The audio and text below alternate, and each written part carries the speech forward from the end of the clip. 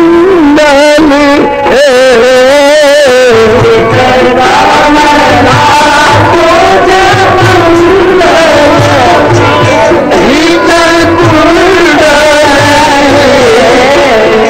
कलते ललित बनमाल जय जय देव हरे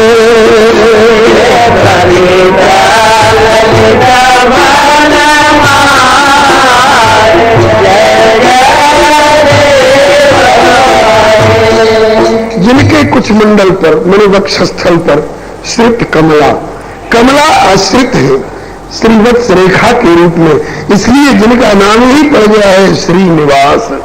वृत कुंडल मकराकृत कुंडल धारण करने वाले और कलित ललित वनमाल, सुंदर ललित वनमाला धारण किए हुए हैं जिसमें 5 प्रकार के फूलों की माला है। तुलसी कुंद मंदार पारिजात सरोरुहा पंचवीर ग्रथिता माला वनमालेत्युदाहृता अथवा वैजयंत्यस्ति मालिका इत्यादि। ऐसे सुंदर सुंदर श्लोकों के द्वारा सुंदर सुंदर गेय राग रागिनी में इन्होंने पदों की रचना की। बहुत सी कड़ियां हैं, 1-2 कड़ी और कह दूं। मधुमूर नरक विनाशन गरुआसन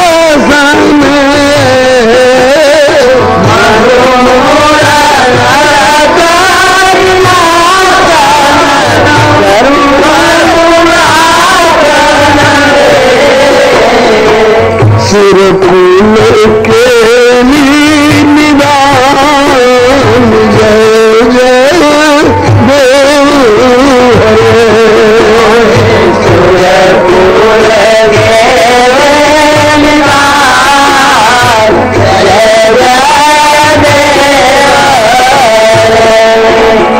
जलपुर सुता कृत भूषण जित भूषण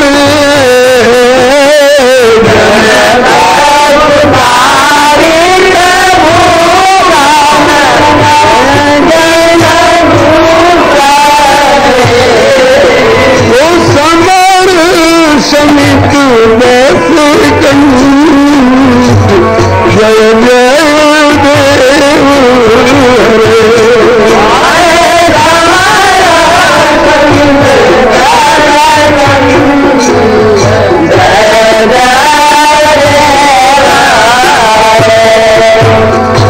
अभिनव जलधर सुंदर वित मंदर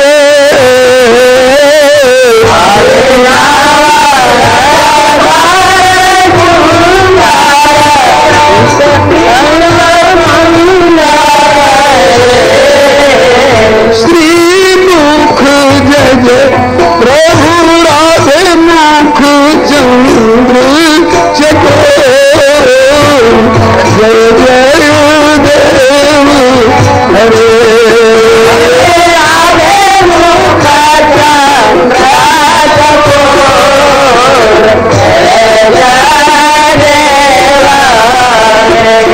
जय जय सिया मुख चंद्र चकोर जय जय देव हरे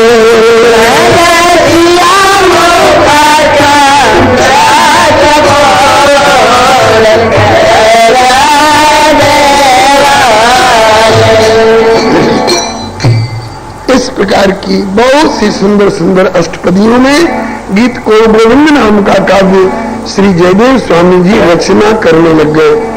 यह इतना प्रिय पद है कि ब्रजवासी लोग घर घर में इस पद के द्वारा ठाकुर जी की आरती गाते हैं, ठाकुर जी की स्तुति गाते हैं, उनकी जय जयकार मनाते हैं। इन अष्टपदियों को गाने से ठाकुर प्रसन्न होते हैं। अगर आप में थोड़ी भी ठाकुर के गुणगान करने की इच्छा है और थोड़ी भी संस्कृत की जानकारी है इन पदों को याद करके गाना चाहिए। बलिहारी कहते हैं अष्टपदी अभ्यास करे तो बुद्धि बढ़ावे, राधा रमण प्रसन्न सुनता निश्चय आवे। इस प्रकार के ग्रंथ लिखन की मन में आई, ग्रंथ लिखन के मन में आई, मीने कविवर कलम उठाई, मीने कविवर कलम उठाए, प्रगट हो सरस गीत गोविंद, प्रगट हो सरस गीत गोविंद, गे बहु अष्टपदी प्रिय छंद, बनो मन प्रभु पद पद मिलिंद, मन प्रभु पद पद मिलिंद, उज्ज्वल श्रृंगार रस राज राधा राधा माधव को, उज्ज्वल श्रृंगार रस राज राधा माधव को, कुंजन कुटीर में कालिंदी के कछारयु, कोकिला के कलकंठ कूजन कलित स्वर, मधुकर निकर को मधुर गुंजारजू। स्वामी जी के पद है ललित लवंग लता परिशीलन, कोमल मलय समीर, ललित लवंग लता परिशीलन, कोमल मलय समीर, मधुकर निकर करंदित कोकिल कूजित कुंज कुटीर, मधुकर निकर करंदित कोकिल कुंज कुटीर, उज्ज्वल श्रृंगार रस राज राधा माधव को, कुंजन कुटीर में कालिंदी के कछारजू, कोकिला के कलकंठ कूजन कलित स्वर, मधुकर निकर को मधुर गुंजारजू, ललित लवंग की लतान के वितान तले, सरस बसंत बनमाली को बिहारजू, गोप युवतीन में प्रवीण नाथ नृत्य करे, बिरही जन्म पर मार को प्रारजू, लिखत लिखत लीला ललित जब आयो मान प्रसंग, याचन चाहत लाल लो श्री राधा चरण अभंग। कभी एक दिन ऐसी लीला का ध्यान आया कि राधा रानी किसी बात पर श्री कृष्ण से रूठ कर मुंह फेर बैठी है। जाहित जोगी जप करत और तपिया तपत अंगीठ, वाई कृष्ण को राधिका दे दे बैठत पीठ। अथवा देखो दुरोवा कुंज कुटीर में, बैठो पलोटत राधिका पायन। ये बात ध्यान में आई श्री जयदेव स्वामी जी के, तो सोचा कि यह तो उनके अंतरंग निकुंज लीला का एक भाग है कि ये सबके सामने खुल्लम खुल्ला कैसे गाऊं। जब ग्रंथ प्रकाशन में आएगा लोग कहेंगे कि किसी भी दंपति के जीवन की अंतरंग अंतरतम लीला का अगर कोई खुल्लम खुल्ला वर्णन करने लग जाए तो ये तो उसका पर्दाफाश करके ये अच्छा काम नहीं किया गया। इसलिए ठाकुर के इस अंतरंग लीला का वर्णन कैसे लिखूं खुल्लम खुल्ला। लिखत लिखत लीला ललित आयो मान प्रसंग, जाचन चाहत लाल लो राधा चरण अभंग। लेकिन अंतरंग लीला लेखन में कविवर कैसे कुछ आए।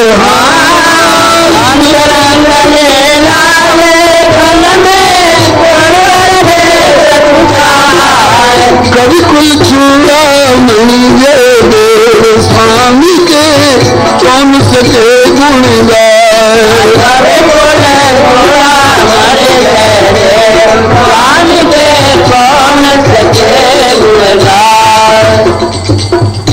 कविवर सकुच आ गए मान प्रसंग लिखने में।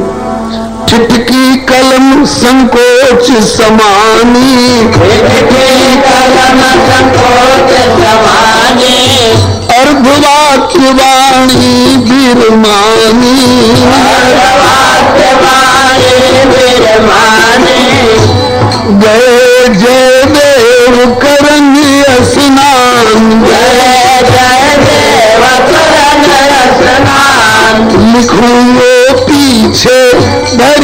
करी ध्यान, पहुँच गए रसिया श्याम सुजान।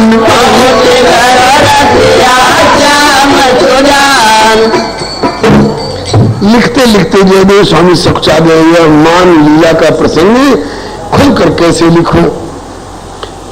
लिखना था स्मर गरल खंडनम मन शिरस मंडनम, हे राधे देहि पद पल्लव मुदारम। सकुचादेव कन्वर कलम रुक गई और अपनी पत्नी पद्मावती से बोले कि प्रिय अब मैं जरा स्नान कर आऊं, लेखन का काम पूरा हो गया। बोले पूरा तो नहीं हो गया, अभी अधूरा ही है, लेकिन जरा स्नान कर आऊं। एक प्रसंग आ गया है जिसको लिखने में अभी थोड़ा हृदय सकुचा रहा है, तो स्नान कर आऊं। इतनी देर में हो सकता है कि कुछ प्रेरणा स्पष्ट मिल जाए। ठीक है, स्नान कर आइए। कविवर स्नान करने के लिए गए, तब तक कविवर जैसो वेश धरी श्याम सुंदर स्वयं आए। कविवर जैसो वेश धरी लीली कलम उठाए, लिखे वही जयदेव जो लिखत रहे सकुचा। जो वाक्य जयदेव स्वामी लिखने में सकुचा रहे थे वही स्वयं श्याम सुंदर अपने हाथों से जयदेव जैसा रूप धर करके और लिख गए। बोली पद्मावती आज, बोली पद्मावती आज अति शीघ्र आए जय नाय। बोली पद्मावती आज अति शीघ्र आए जय नाय। कवि कुल चूड़ामणि जयदेव स्वामी के कौन सके जुड़ जाए।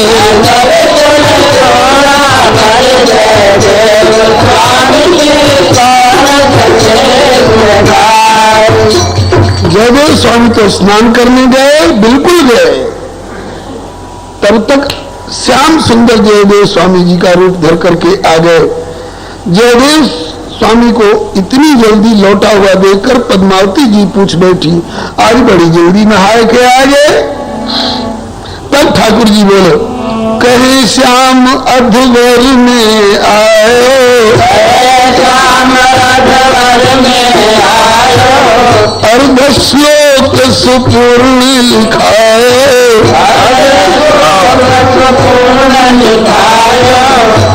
यही अब करूँ स्नान, करा दो भोजन जल्दी आन,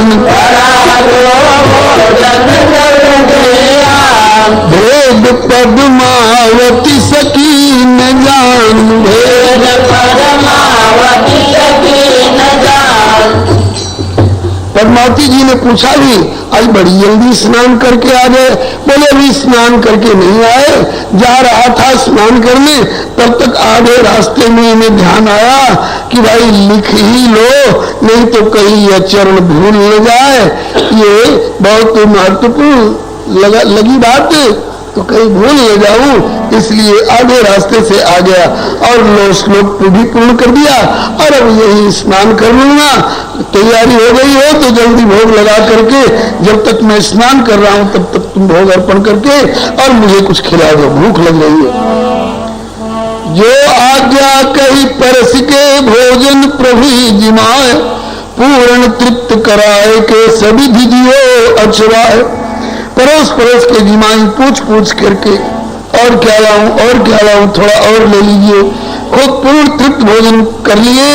बोले कि अब तो आचमन करा दो। बोले आचमन करा दिया और लागी लेन प्रसाद स्वयं प्रभु को पलंग पोहाए।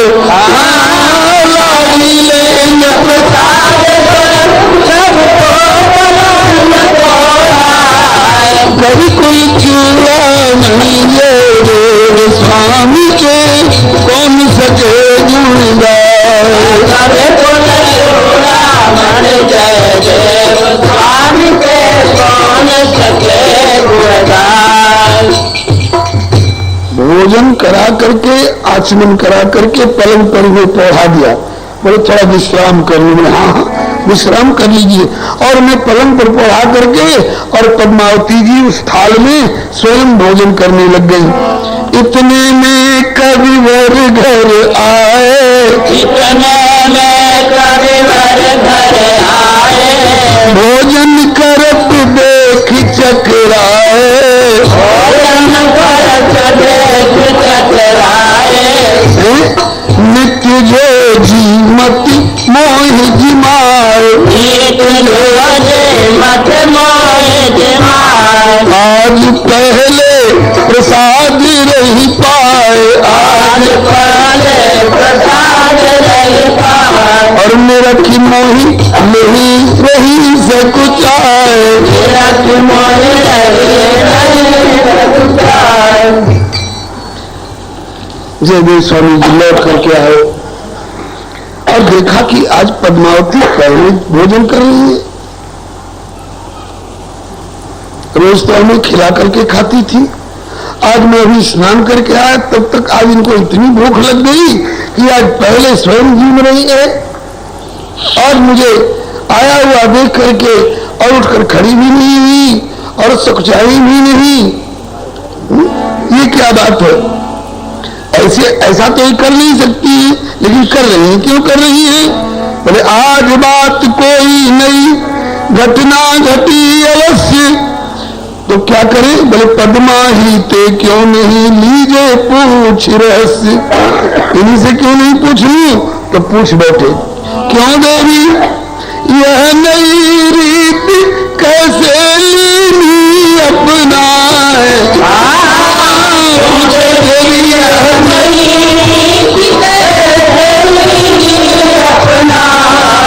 कवि कुल चक्रवर्ती देव स्वामी के कौन सके गुण गाए,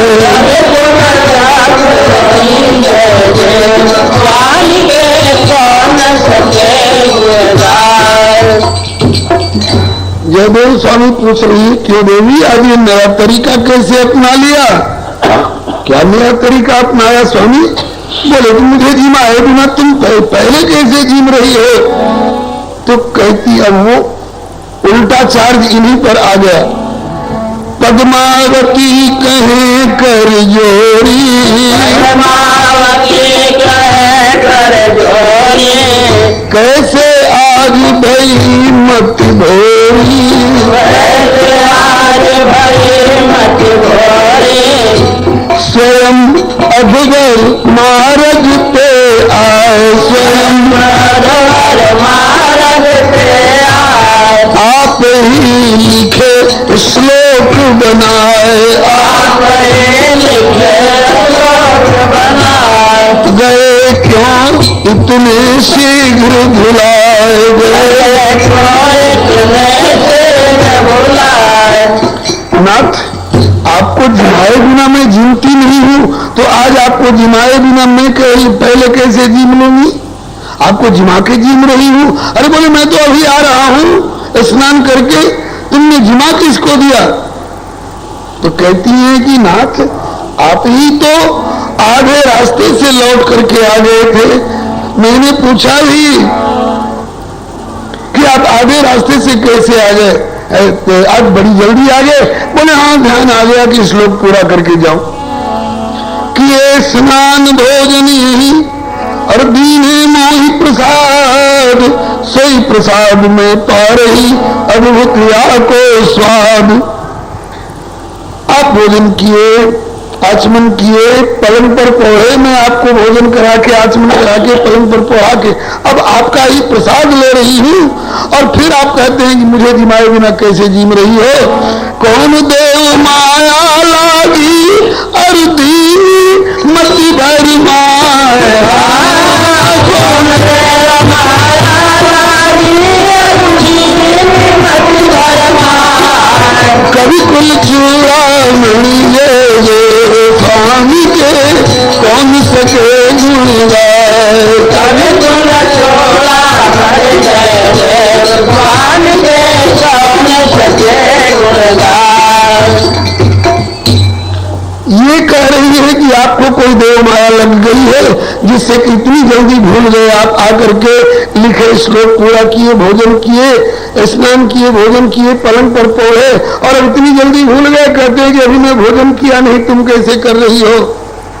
अब जयदेव स्वामी जी कह रहे हैं कि हमको तो लगता है तुम्ही को देव माया कोई लग गई है, क्योंकि हम तो आए नहीं। अरे भी आए साहब, आप आए और देखिए श्लोक आपने पूरा किया है अपने कर कमल से। आहा, जयदेव स्वामी दौड़ करके गए पुस्तिका के पास में, भाई पुस्तिका लेख निहारे, पूरित अश्रु नेत्र विस्फारे,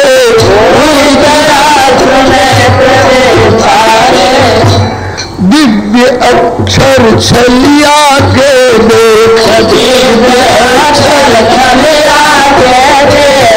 तजे कुछ क्षण तक नयन निमेख, नहीं यह मेरे कर को लेख।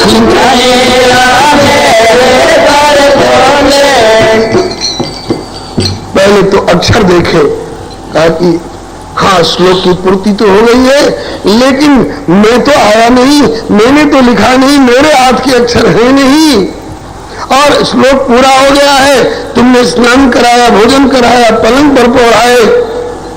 अब श्री जयदेव जी को समझने में देर नहीं लगी, स्तब्ध रह गए।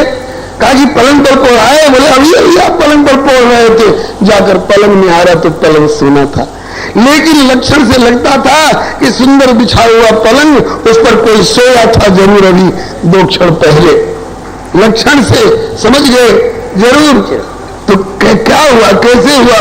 बोले स्तब्ध रह गए कविराज जयदेव स्वामी, मैं तो नहीं आयो अर्ध मार्ग ते लौट जू। कहे पद्मावती जी निश्चित ही आए आप, मैंने बल्कि टोक्यो आप उत्तर दिए मोट जू। आई गए ध्यान आते अधवर ते आयो लौट, भूल नहीं जाऊं कहीं वाक्य अति छोट जू।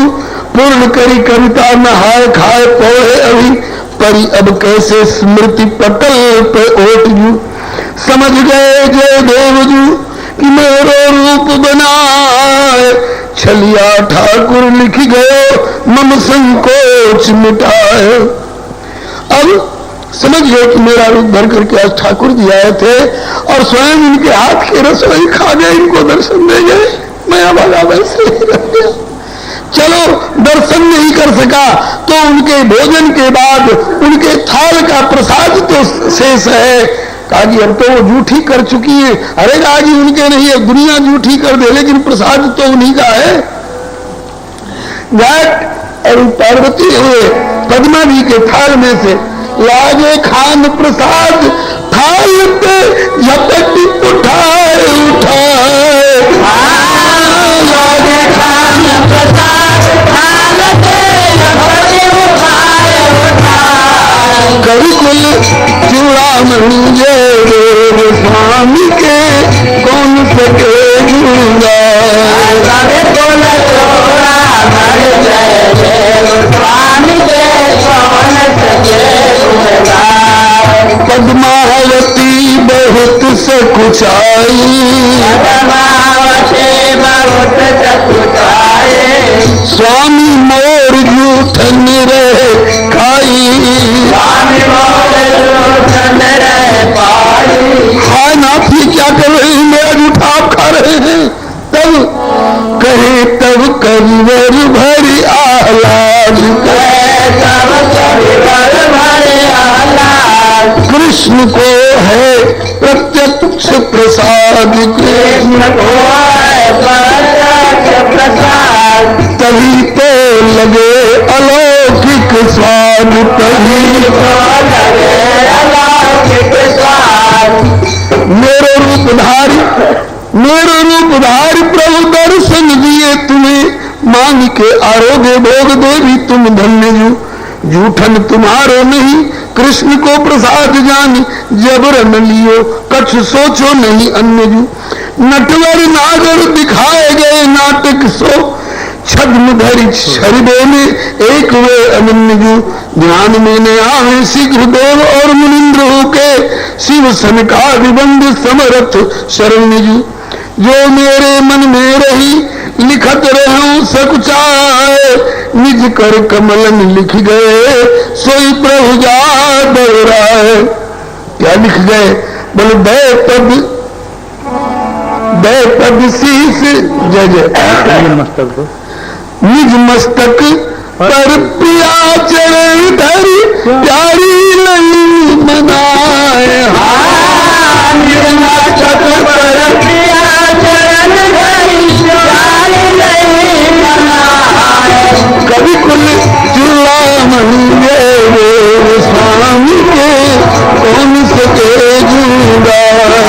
कवि कुल चूड़ामणि देव स्वामी के कौन सके जुड़ा। सीताराम सीताराम सीताराम ये सीताराम सीताराम सीताराम सीताराम जय सीताराम। राधे श्याम राधे श्याम राधे श्याम जय राधे श्याम राधे श्याम राधे श्याम राधे श्याम जय राधे श्याम। सीताराम सीताराम सीताराम जय सीताराम राधे श्याम राधे श्याम राधे श्याम जय राधे श्याम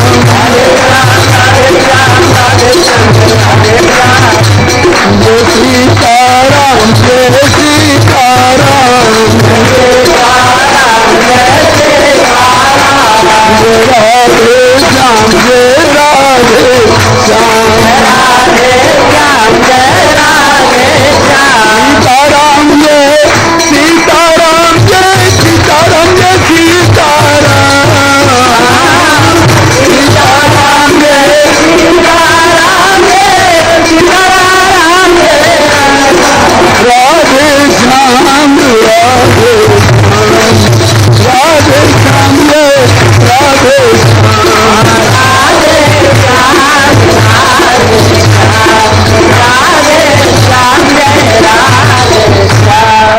श्री सीताराम महाराज की श्री जयदेव स्वामी जी महाराज की श्री पद्मा माता की श्री छलिया ठाकुर की श्री गीत गोविंद की श्री अपने अपने गुरु गोविंद की श्री बक्से चरित्र बिहारी सरकार की श्री सर्वसंत वैष्णव भगवान की। बंधुओं, आज 15 मिनट ज्यादा समय आपका ले लिया है। 6:30 के लिए 6:45 हो रहा है। आप बड़े धीरज पूर्वक बैठे रह करके शांतिपूर्ण ढंग से रसिकतापूर्ण ढंग से श्रवण किए हैं, आपको धन्यवाद। कल से आशा है समय का ध्यान रखेंगे। सवेरे की बैठक में भी यही चरित्र आगे बढ़ाया जाएगा और आशा है कल सवेरे की और शाम की 2 बैठकों में श्री जयदेव स्वामी जी का चरित्र निवेदन हो जाएगा। श्री हरे नमः। अब आरती और प्रसाद ले लेकर के पधारो। गाओ गाओ रे प्रिया प्रियतम की आरती गाओ गाओ गाओ रे प्रिया प्रियतम की आरती गाओ। अनुपम छवि धर दंपति राजत अनुपम छवि धर दंपति राजत। नील पीत पट भूषण विराजत नील पीत पट भूषण विराजत। रति लाभ प्रभु क्या सोचेंगे, बाद में विचार कर प्रभु की जैसी प्रेरणा होगी वैसा लिखा जाएगा। जयदेव स्वामी जी स्नान करने गए, तब तक ठाकुर जी स्वयं जयदेव स्वामी जी का रूप धारण करके और जो ये लिखना चाहते थे किंतु लिखने में संकोच मान रहे थे, बिल्कुल वही वाक्य वही शब्द ठाकुर जी अपने हाथ से लिख करके गए। जयदेव स्वामी जी की पत्नी पद्मावती जी के हाथ से भोजन भी किया। बहुत सकुचाई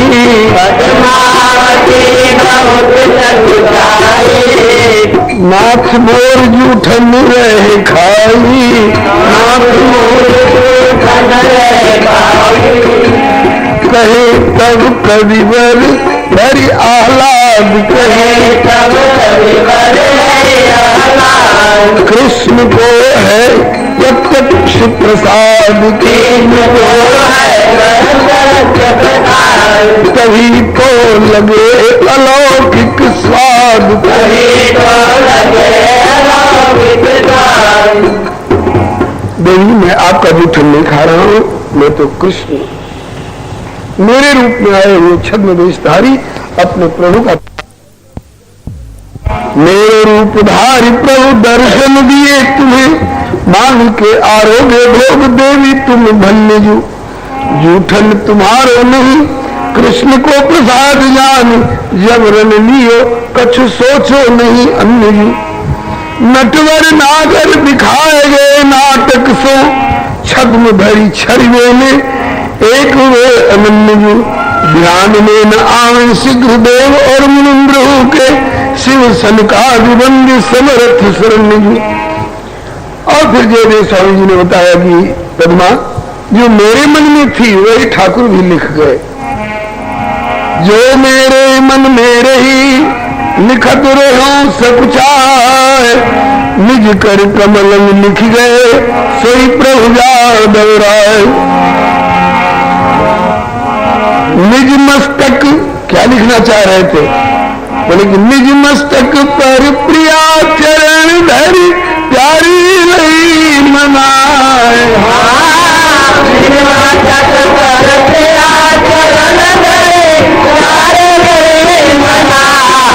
प्रीतम ने प्यारी लई मनाए, प्रीतम ने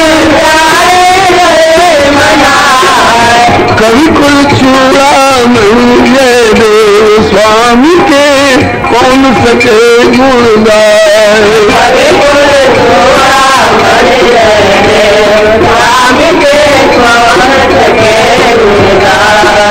बैपद शीस करहु मम मंडित, जाते हो गरल स्मर खंडित, जाते हो गरल स्मर खंडित। रहो अब नहीं कछु उर में सोच रहो, लिखे कविवर के काव्य संकोच।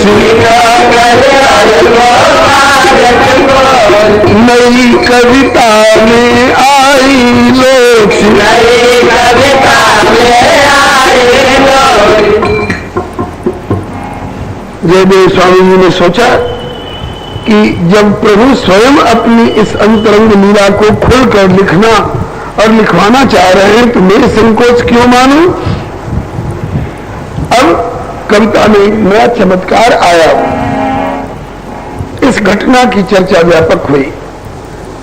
जयदेव स्वामी जी का गीत गोविंद जयदेव स्वामी जी ने तो लिखा ही, जिस प्रसंग को लिखने में स्वयं सकुचा रहे थे उसको लिखने के लिए स्वयं गोविंद आकर के लिख गए।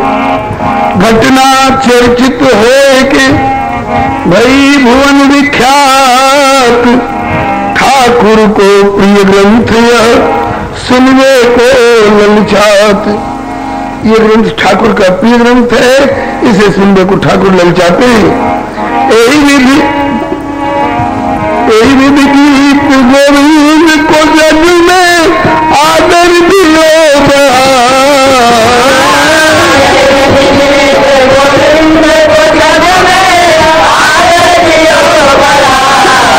ग्रंथ को आदर दियो बढ़ाए। कवि कुल चक्रवर्ती जयदेव स्वामी के कौन सके गुण गाए।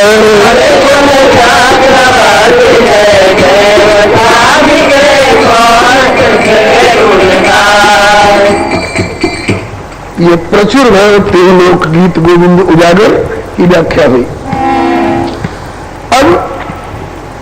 उन दिनों में जो जगन्नाथपुरी के राजा थे वो भी विद्वान थे, संस्कृत के। उनके मन में आई बात यह है ना कि जो वस्तु जन समुदाय में बहुत प्रख्यात हो जाती है, जिसके ग्राहक बहुत लोग होने लग जाते हैं, तो बेईमान लोगों की नीयत बिगड़ती है और सोचते हैं कि मैं इसकी नकल करके और इससे लाभ उठाऊं, नाम कमाऊं।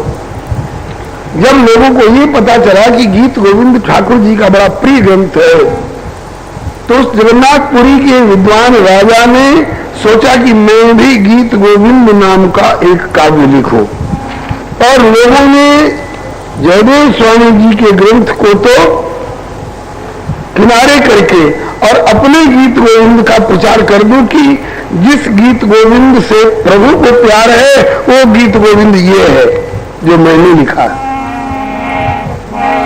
पूरी नृपति के मन में आई, हूँ सहज लहू बड़ाई,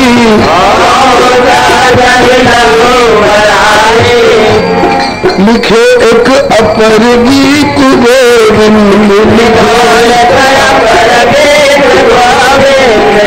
कतरी घटे आप मुकुंद, मित्र को कहो कि यह छल छंद,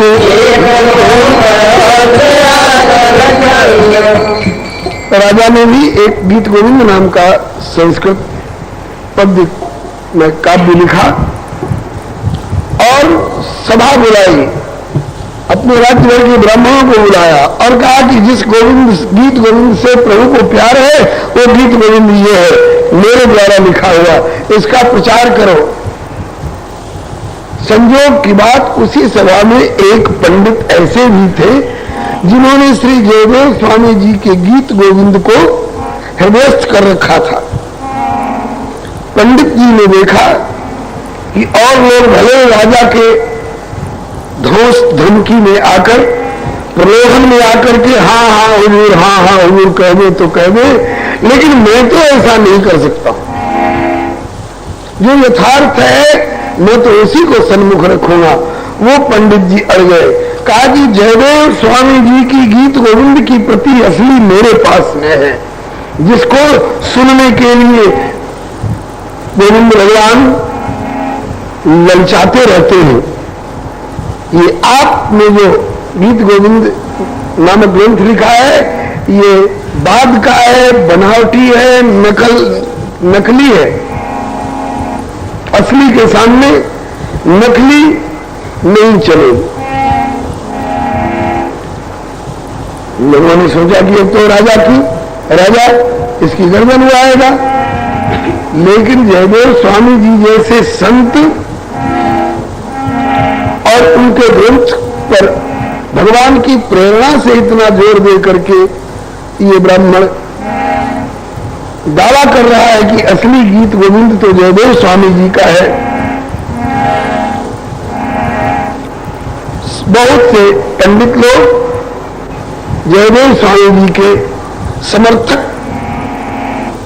पक्षधर हो गए। अब वहां विवाद खड़ा हो गया, असली गीत गोविंद कौन है जिसको जगन्नाथ जी प्यार करते हैं। कहा कि इसका फैसला हम लोगों में से किसी को करने की क्या आवश्यकता है। दोनों गीत गोविंद, जयदेव स्वामी जी के द्वारा रचित गीत गोविंद ये है और राजा के द्वारा रचित गीत गोविंद ये है। दोनों को जगन्नाथ जी के सामने रखा जाए आज रात में, और कल सवेरे तक देखा जाए कि ठाकुर जी किस ग्रंथ पर अपनी क्या सम्मति देते हैं। दीजे दोनों ग्रंथ को प्रभु के सन्मुख राखी, कौन असल है नकल को नाथ भरेंगे साखी। भगवान ही साक्षी होंगे इस बात के। राजा भी अकड़ गया। आए अकड़ में नरपति कवि जयदेव तकुरा,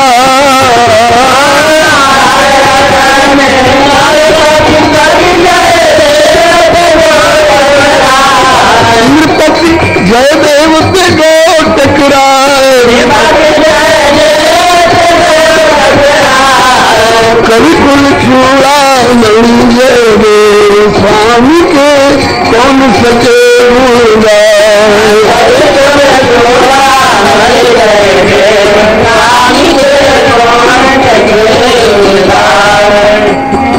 जगन्नाथ जी के मंदिर में उनके सामने ठाकुर जी को शयन कराते समय चौकी पर दोनों ग्रंथ रखे गए, राजा वाला गीत गोविंद भी और जयदेव स्वामी जी वाला गीत गोविंद भी।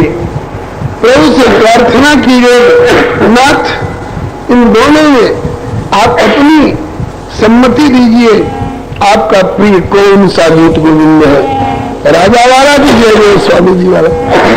ऐसे प्रार्थना करके किवाड़ बंद किया गया।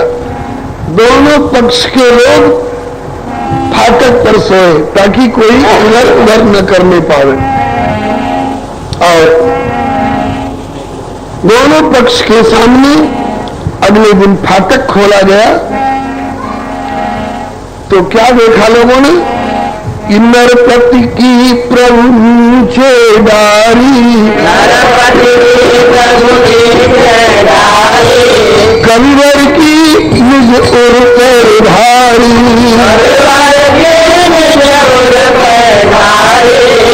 कविवर की निज उर पर भारी।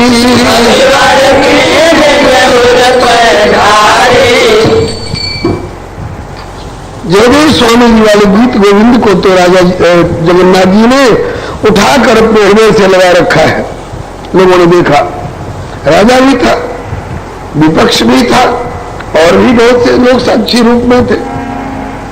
जयदेव स्वामी जी के गीत गोविंद को तो ठाकुर जी ने उठाकर हृदय से लगा रखा था, और राजा वाले गीत गोविंद को चौकी पर भी नहीं रहने दिया, नीचे फेंक दिया था। अब तो बड़ी लज्जा हुई राजा को, प्रजा के सामने बड़ा झेपना पड़ा। रहे नरपति प्रभु पे खिसियाए, अभी बूढ़ो समुद्र में जाए, हमारी दीनी हंसी कराए,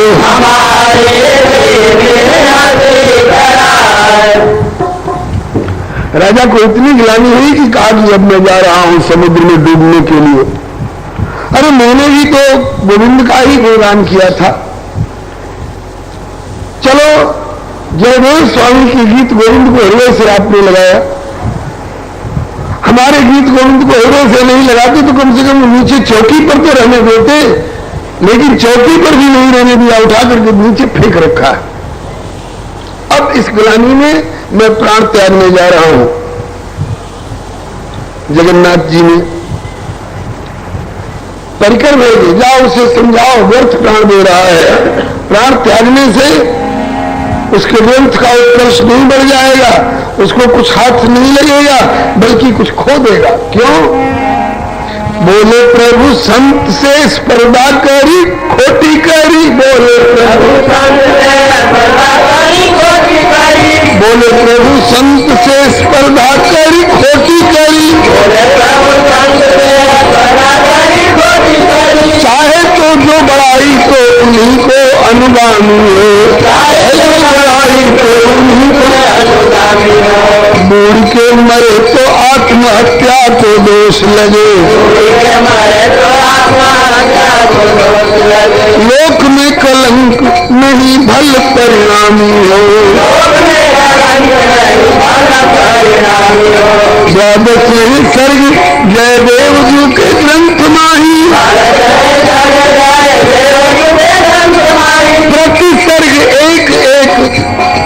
प्रति सर्ग एक निज श्लोक दे के नामी हो, एक निज श्लोक दे के नामी हो। मानो मेरी बात तो न तेरी बदनामी हो, न माने तो वृथाई ख्यात न मत हरामी हो।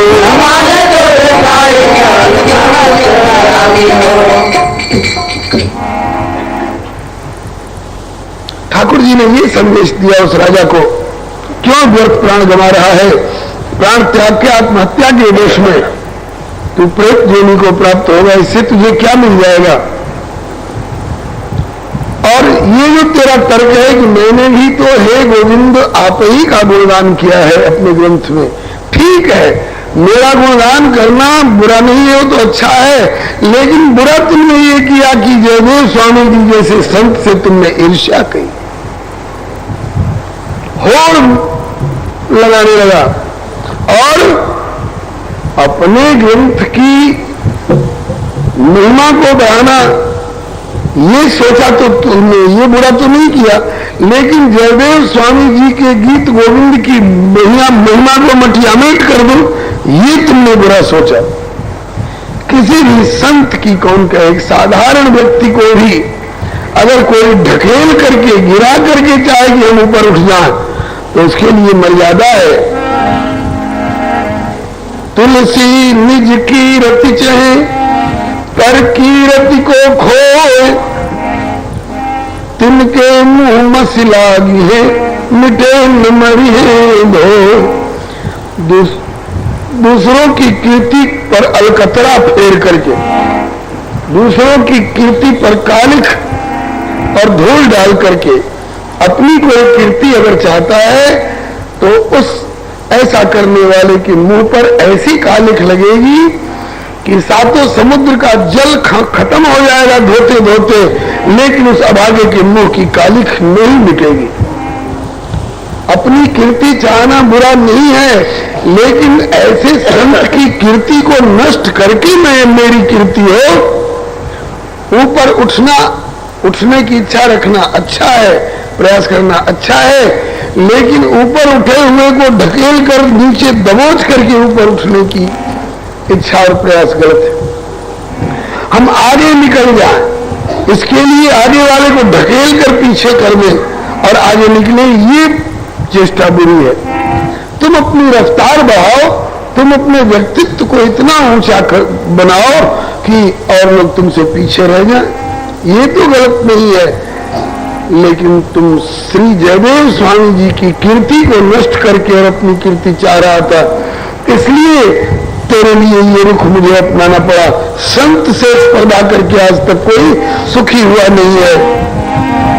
ईर्ष्या करे न संत सो पड़ी माया के झोंक, नातर नाशय पुण्य सब और बिगड़े परलोक। अभी तो तेरे ग्रंथ की कीर्ति के ऊपर कीचड़ और छींटा आया है, अब भी अगर तू जयदेव स्वामी जी से द्वेष करेगा तो तेरे लोक परलोक में आग लग जाएगी। और भला चाहता है, अपनी कीर्ति चाहता है तो देख, मैं तेरे ग्रंथ को इनकार नहीं करता, लेकिन अपने ग्रंथ का प्रसार अगर चाहता है तो तेरे ग्रंथ का स्वतंत्र प्रचार नहीं होगा। एक जंगल में दो सिंह नहीं रहते हैं, एक म्यान में दो तलवार नहीं रहती है, तो मेरी जानकारी में एक नाम के दो ग्रंथ नहीं चलेंगे। नहीं तो अभी फैसला मैं कर दूं और आगे चल करके और फिर तू कुछ जाल फरेब रच करके और उनके प्रति षड्यंत्र रचे खिलाफ, ये ठीक नहीं। इसलिए अगर तू चाहता है तो जयदेव स्वामी जी के गीत गोविंद में 12 सर्ग है, एक एक सर्ग में कई कई अष्टपदियां हैं, तो अपने गीत गोविंद में से 12 श्लोक जो भी तुझे प्यारे हो उसे चुन ले। और जयदेव स्वामी जी वाले गीत गोविंद के 12 सर्ग में एक एक श्लोक, एक सर्ग में एक श्लोक, दूसरे सर्ग में दूसरा श्लोक, ऐसे 12 श्लोक तेरे मंजूर कर लूंगा। इस प्रकार से तेरा भी नाम रह जाएगा। प्रभु की आज्ञा पाए लियो नरपति ने शीश झुकाए, प्रभु की आज्ञा पाए लियो नरपति ने शीश झुकाए,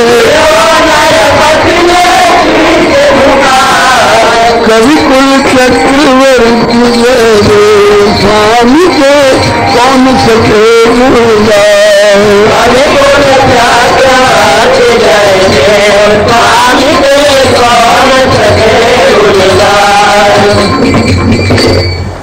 इस घटना से आपको ये बात अंदाज में आ गई होगी कि प्रभु को जयदेव स्वामी जी वाले गीत गोविंद से कितना प्यार है।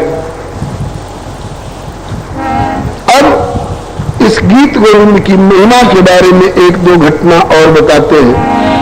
पुरी माई माली की कन्या, पुरी माई माली की कन्या, दावती अष्टपदी भई धन्या,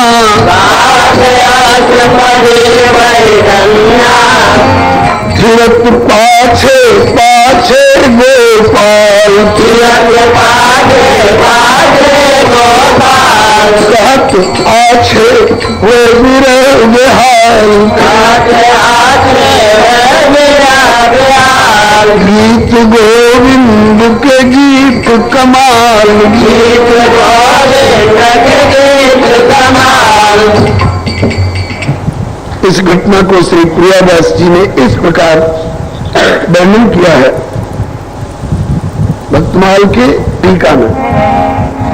सूता एक माली की जो बैगनी की बारी मारी,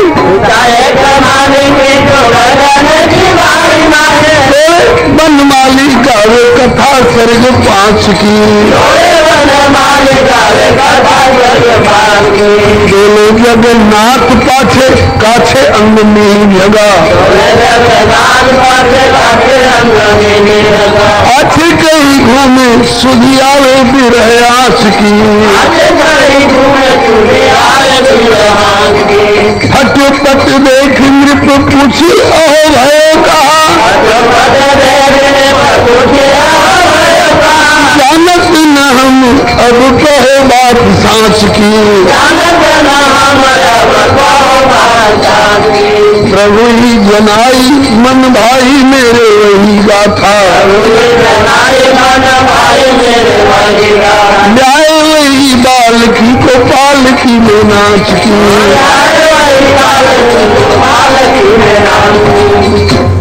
एक माली की बेटी जिसके यहाँ खेती क्यारी में बैगन की खेती हुई थी, बैगन फले हुए थे, तोड़ने लायक हो गए थे, वो बेचारी माली की बेटी बैगन तोड़ रही थी और संयोग से उसको गीत गोविंद से बहुत प्यार था। गीत गोविंद की अष्टपदी गा रही थी, उसको पता नहीं था कि मेरे पीछे पीछे भी कोई घूम रहा है। और साक्षात श्री जगन्नाथ जी उस गीत गोविंद की अष्टपदी बढ़िया स्वर से गा रही थी। तो अष्टपदी के भाव बहुत ठाकुर को प्यारे, और वो भी बड़े भावपूर्ण ढंग से वो बैगन तोड़ती तोड़ती और बढ़िया स्वर से गान कर रही थी। ठाकुर रसिया है और महाराज उसके पीछे पीछे पीछे पीछे डोलते रहे। बहुत अच्छे, बहुत अच्छे, बहुत सुंदर गीत गोविंद के पद, गीत गोविंद की अष्टपदी क्या कमाल किए ऐसे कहते हुए। और वो बेचारी अपने गाने में इतनी बेसुध थी, उसको पता नहीं कि मेरे पीछे पीछे भी कोई डोल रहा है। वो बैगन तोड़कर अपने घर चली गई और ठाकुर जी अपने मंदिर में आ गए, सिंहासन पर विराजमान। राजा जी दर्शन करने आए तो देखा कि अरे हाँ, रास्ता दीजिए, श्री गुरुदेव भगवान की जय। राजा जी दर्शन करने आए, बोलिए श्री राजा जी महाराज की जय, श्री गुरुदेव सरकार की जय। राजा जी जगन्नाथ जी का दर्शन करने आए। श्री जगन्नाथ जी का बड़े गौर से दर्शन करते, गौर से दर्शन करते करते राजा जी को लगा कि आज जगन्नाथ भगवान का जो शरीर का अंगा झंगा है, वस्त्र, वो फटे हुए क्यों, फटे हुए वस्त्र क्यों। पुजारी से पूछा कि पुजारी, क्या ठाकुर के वस्त्र का इतना भाव हो गया है कि इनको फटे कपड़े पहराते हो? नहीं हुजूर, हम लोगों ने नया कपड़ा धारण कराया है। बोले देखो तो ये नया है कि फटा पुराना है?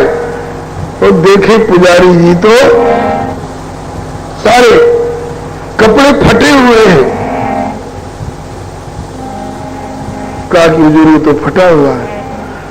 बोले कि या तो तुमने बिना देखे पुराना जीर्ण शीर्ण कपड़ा पहरा दिया है या कोई घटना घटी है।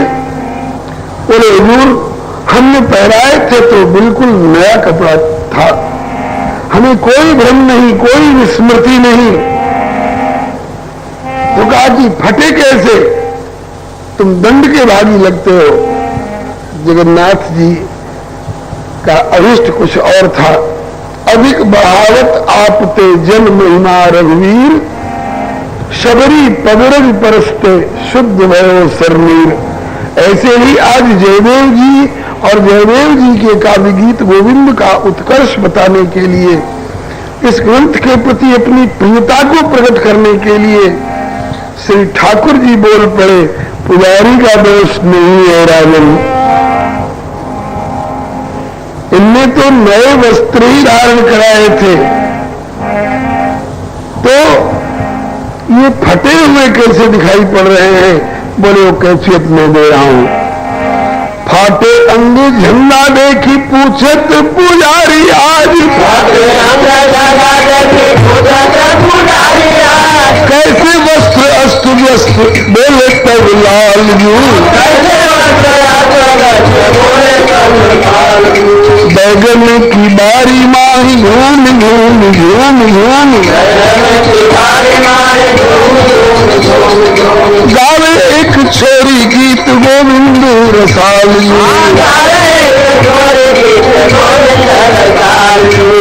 राजन, एक माली की कन्या जिसको गीत गोविंद की अष्टपदी का अभ्यास है, वो गाती गाती बैगन तोड़ रही थी। बैगन कांटेदार पौधे, उसको भले पता न हो, लेकिन एक तो उसका स्वर बड़ा प्यारा, दूसरे उसके हृदय के भाव बहुत प्यारे प्यारे, और तीसरे गीत गोविंद की अष्टपदी मेरी बड़ी प्यारी प्यारी। मैं अपने लोभ को संवरण नहीं कर सका, मैं उसके पीछे पीछे घूमा। प्यारो मोही लागो आके पीछे पीछे भाग्यो में तो, देखी न सुधी भयो ऐसो में बेहाल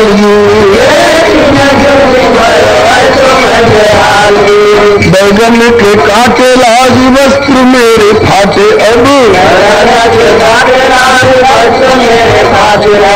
आगे को उगावे तब राखे मेरे ख्याल जू। अब आगे कोई जावे तब राखे मेरे ख्याल जू। अब आगे कोई जावे तब राखे मेरे ख्याल जू।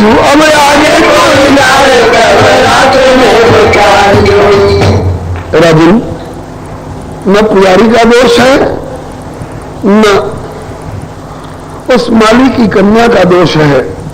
वो तो प्रेम से गा रही थी, उसे पता नहीं था कि इसके प्रति ठाकुर की आसक्ति है। सुनने के लोग में पीछे पीछे भाग रहे होंगे और आज घटना घट गई। लेकिन आगे आगे आप सूचना कर दीजिए।